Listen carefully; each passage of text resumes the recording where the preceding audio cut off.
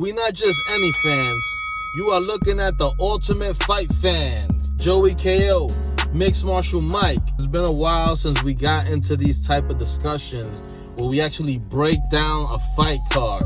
We're gonna break it down, each individual fight, but we're gonna focus on the four main fights. The four main fights on this card, starting off with Rose and Andrade, the rematch. Incredible fight. The second fight, which is going to be a championship fight, is one of my favorite, Jose Aldo versus Peter Yan, who's been knocking guys out and really making statements. The co-main event, break that one down. That rematch, Alexander Volkanovski versus, Max Holloway too. Not every fight is the same. Rematches are completely different. The main event, which is, originally was supposed to be Usman versus Masvidal, but Masvidal had other plans in his negotiation. I think he was trying to get some extra money in the wrong time. So we still get a great fight because Burns is showing up. He just finished being Woodley.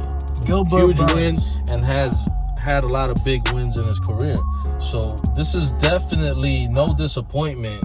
And it's probably going to be a tougher fight in some ways for Usman. But we're going to take it back. Rose is having her rematch, her moment in redemption. She's trying to get back to where she left off. She was the champion, and she ended up losing to Andrade. Tough girl, take nothing away from her.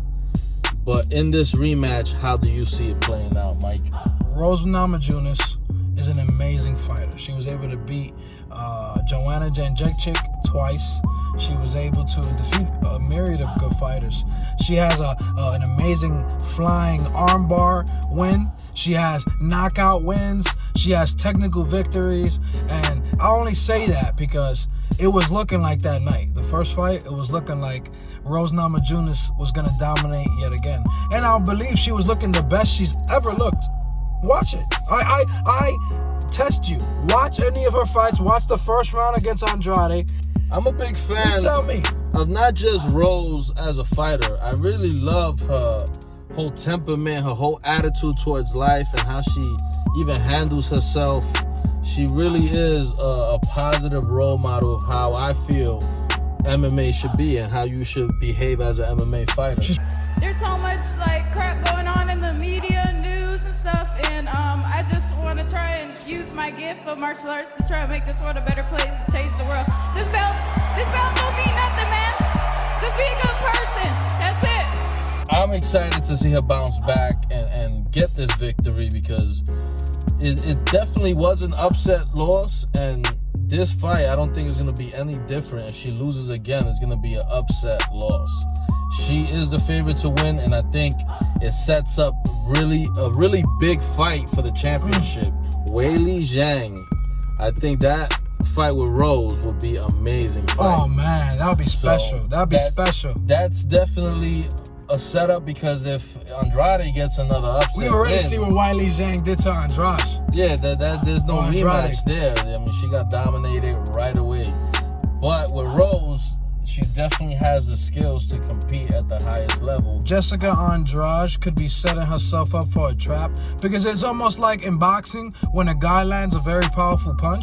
Now for the rest of the fight, he keeps overly throwing the right hand or whatever the punch was that hurt the opponent. And then he struggles or she struggles to land that strike for the rest of the fight.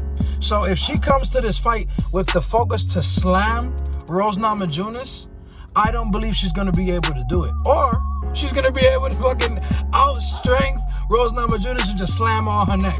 I don't think that's going to happen. I think Rose is going to regain her footing and just bounce back and set herself up for the title shot, which is going to be an amazing fight. A little unusual, but we actually agree right here. Jose Aldo and Peter Yan. Peter Yan has proven himself, although, has he? That's a question I want to ask the viewers. Is he proven? Because at the end of the day, he did beat an over-the-hill Uriah Faber, who was previously retired for a few years. And then he dominated that version of Uriah Faber. So are we superficially... Maybe this is what Aljamain Sterling, shout out to Aljamain Sterling. Everyone talking about Peter Yan's the greatest guy, and You better win your fight because I'm coming on your ass, boy. Maybe that's why he's saying Peter Yan is overrated. Let's not joke and underestimate the fact that the legendary Jose Aldo did look amazing against Marlon Moraes. Even if Marlon Moraes won, a lot of people, I don't know how many, but there's a huge percentage of people who thought Jose Aldo won. Really respectable fighters, fans, you. I'm one of them. It wasn't a dominating performance, but I felt he landed the cleaner shots, he landed more punches, and he was the aggressor. And he was getting more aggressive as the fight was going on, absolutely. So I feel like that was an upset loss for Jose Aldo. Why? I think he's getting the title shot. I think Dana White agrees. And I'm not entirely sure how many people would have been excited at the time. I know Henry Cejudo's retired, but at the time it would have been Henry Cejudo versus Marlon Moraes too. And I don't think people would have been excited, especially the way Cejudo knocked him out. You know? Good point. It's conventional wisdom to go with the young, fresher guy, the guy with the momentum. But if Jose Aldo is the veteran that he is, he believes he won the fight. So he's not going to go into the fight with the baggage of a loss. So he's going to go into the fight clear-headed, strong-minded, and with pure confidence. He's going to knock Peter Yan out in the second round. If Peter Yan is who he is believed to be for the moment, that's the way you should say it. He can get the knockout. That would be huge for his career. Going for Aldo. I may be biased because I'm going for Aldo because I'm a fan. But I think he's, naturally the bigger man. And he's battle-tested, fought the best of the best. And who's to say that was the best he's going to look at 135? Yeah, he already got one fight under his belt. Imagine the second fight. And I want to see him make history. I want to see him get it done and be a double-weight champion. And hey, don't forget, I'm a huge Conor McGregor guy. So the more Jose Aldo accomplishes, the better it makes Conor McGregor look. So I'm all for Jose Aldo with his redemption story. And he can absolutely do it. He can absolutely do it. This guy's a Conor sexual.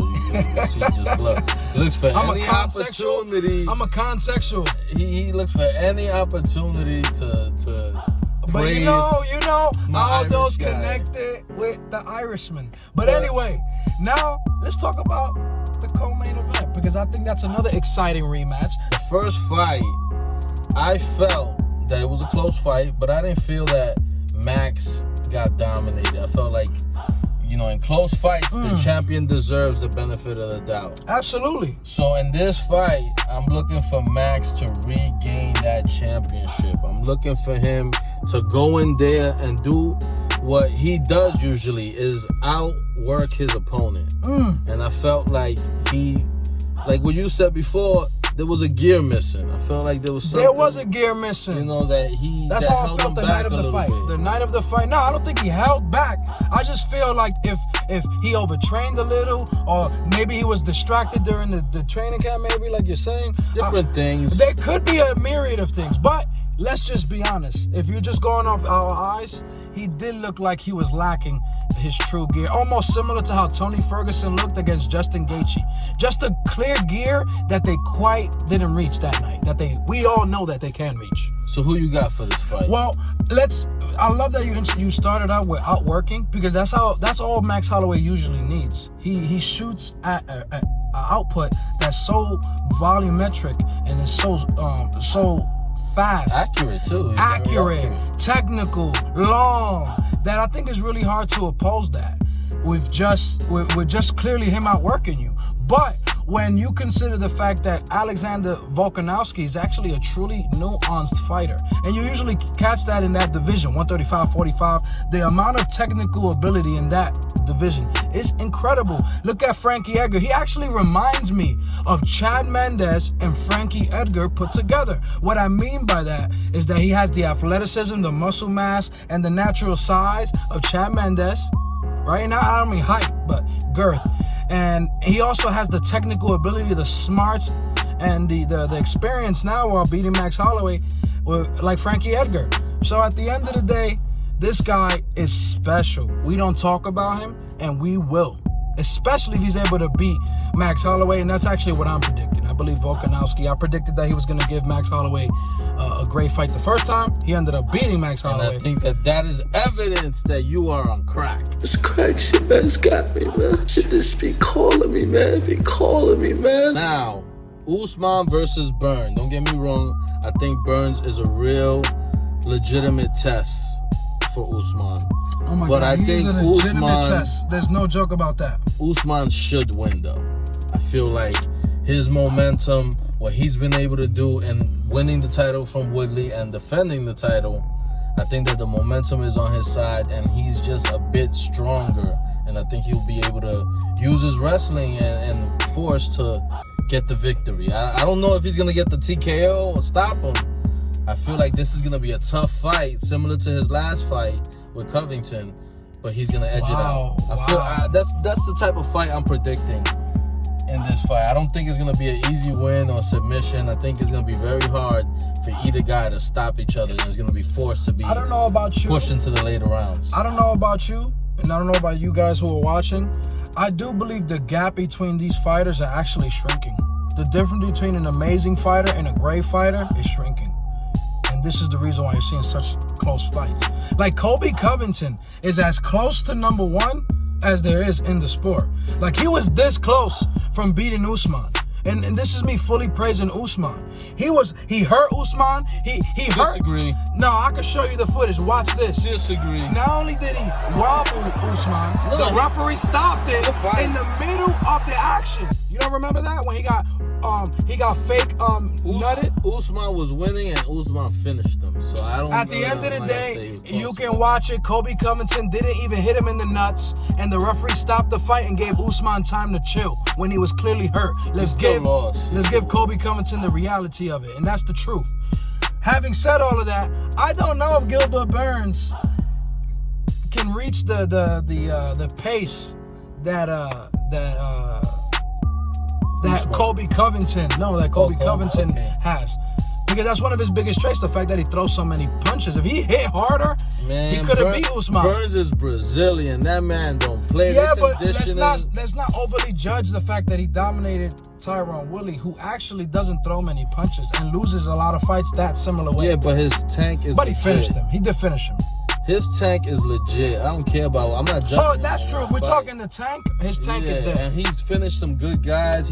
He also finished Damian Maia. Damian Maia is not an easy guy to stop, even at 40 years old. Yeah, I think the last person to stop in the feet was Nate Marquardt. Super legit. He fought everybody. He even beat Miles. Silva couldn't finish him. Yeah, Silva couldn't finish him. Maia is a legit dude. Check him.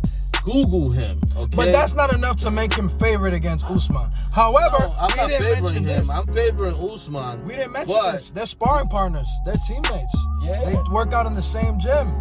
So I think that's going to be an extremely interesting part. We got two fine athletes in their prime, at their very best, going at it. Who you got? I got Usman. I haven't heard you pick a guy yet. Well, I'm not going to lie. I've been pretty impressed by Kamaru Usman. He beat Woodley, and Gilbert Burns beat Woodley. This is the only fighters we can kind of judge them on. I think there may be others. The Black Panther's going to lay a Wakanda beat down. I think Burns is going to do it. I think Burns is going to do it. I don't know why, but there's just something in my heart of hearts that I believe that Gilbert Burns coming in with momentum. He beat Tyron Woodley better than Kamaru Usman, so I think he's going to go into the fight saying, you couldn't finish Woodley. I finished him. I made it look easy. You made it look, as soon as the fight started, I dropped him. You needed 5 rounds. And this is why you say no to drugs. Crack! But I'm going to agree You'll to see disagree. when I'm right. Watch all our videos. I'm always right. Burns is no joke, so I can't completely doubt him. He has momentum as well. So, yeah, we're going to check it out, man. Give us your feedback. Like, what subscribe. Do you think? Who you think is going to win out of these? Comment below. Let us know who you got on these fights. And, yeah, like, subscribe. Let's go. Can't wait for that pay-per-view on ESPN Plus, baby. Peace.